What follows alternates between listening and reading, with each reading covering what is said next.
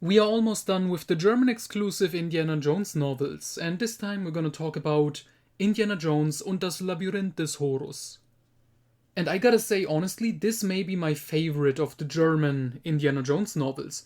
This one really nails the pacing and the feel of the movies. I think it's just really excellent, start to finish.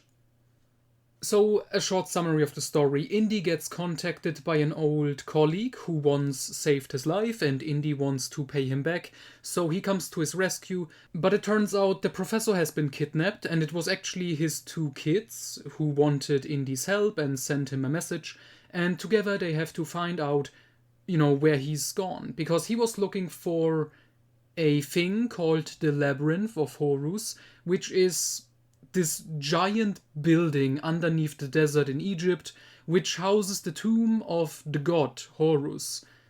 And there's some nice little twists and turns along the way, lots of nice action sequences, good humor. This book is really fast paced, and again, Holbein, I think, with this book cementing it, he is the author who really captured the movie's tone and general feel the best. Even better than Max McCoy, in my opinion. The supernatural stuff in here only shows up at the end, similar to the movies, and it's not as insane as some of his previous books or the next one, but it's fine. It works perfectly fine, and I don't really have any complaints. When I eventually do my Indiana Jones book ranking, this one will probably be in the top 5, honestly. Only small thing still worth mentioning, the character Griswold is in this, and because the German novels are kind of all over the timeline, this one is set in 1940 before most of the other books. Because Griswold is the dean of Barnet College in some of the other books where he shows up, but because this book is set a little bit earlier than these other books where he shows up, in this one he's just Griswold. He hasn't been promoted to dean yet, which I found interesting. And that's like the only little bit of continuity going through these books.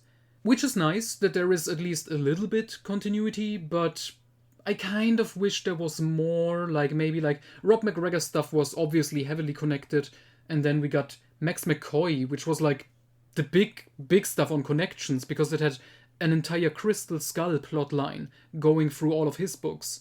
But yeah, Holbein's novels are mostly standalones, but it's nice to have at least one element that shows up in at least every couple of them. So obviously I would highly recommend Indiana Jones und das Labyrinth des Horus. I think this is the best of the German novels.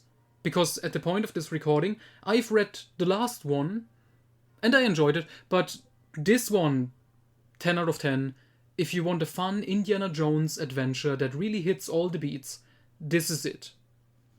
So, and next time we're gonna talk about the final German exclusive Indiana Jones novel by Wolfgang Holbein, Das Erbe von Avalon.